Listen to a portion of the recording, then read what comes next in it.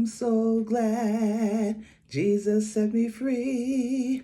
I'm so glad Jesus set me free. I'm so glad that Jesus set me free. Singing glory, hallelujah. Jesus set me free. Oh, good morning. Yes. Good morning, everyone. Welcome to Java with Jan. I'm Jan, your hostess with the mostest. I am so happy this morning.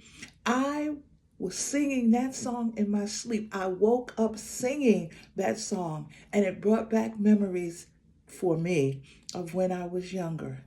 And in that dream, I recall some things that were happening.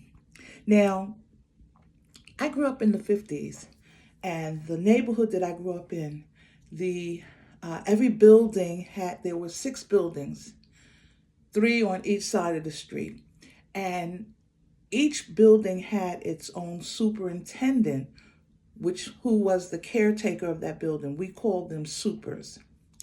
And there was one building that all the kids that had the most kids in the neighborhood, that was 300.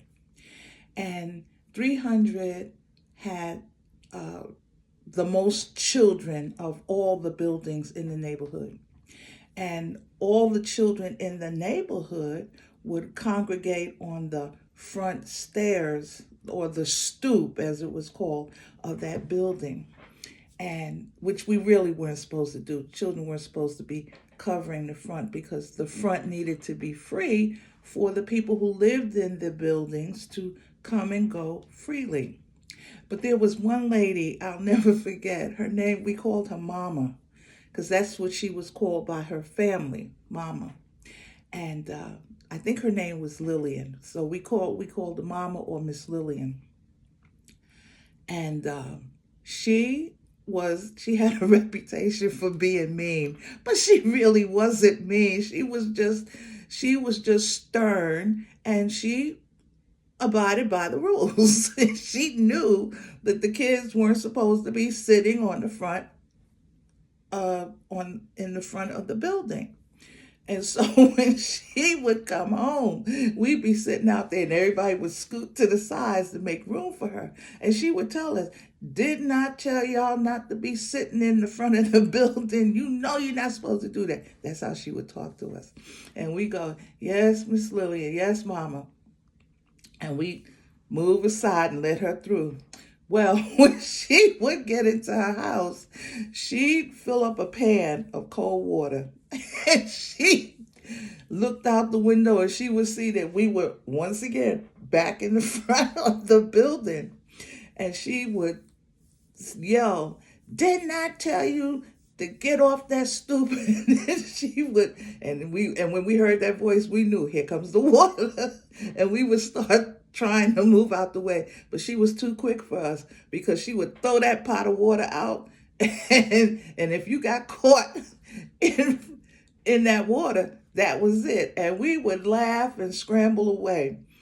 We couldn't get mad with her, because she was right and we were wrong. But one thing, we never disrespected her by talking back to her. We didn't do that in those days. When an older person, especially if she was a woman, and it was usually the women who talked to us, because they were the ones that would discipline us. The men were usually out working, okay? And so the women would talk to us and remind us of what we were supposed to do.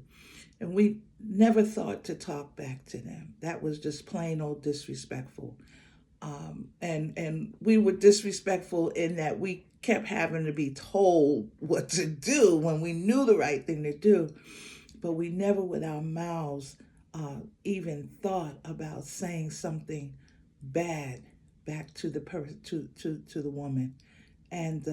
And we just got a kick out of that, because we were just being kids. And when I think about it, I laugh now, because I think about how we used to scramble, and it was fun for us. It was almost like catch me if you can type of thing. But I thank God for Miss Lillian because she could have ignored us, but she wanted us to know. She was a reminder of what the right thing was to do. And those are the kinds of women that I grew up with in the community. When they saw uh, you doing wrong, they spoke on it. And the wonderful thing was, our parents didn't get angry with them. They um,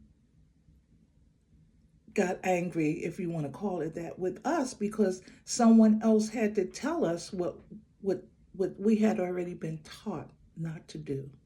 They had to, someone else outside the family had to remind us of the right thing. And I thank God for that. So here's to Miss Lillian, Mama as she was known.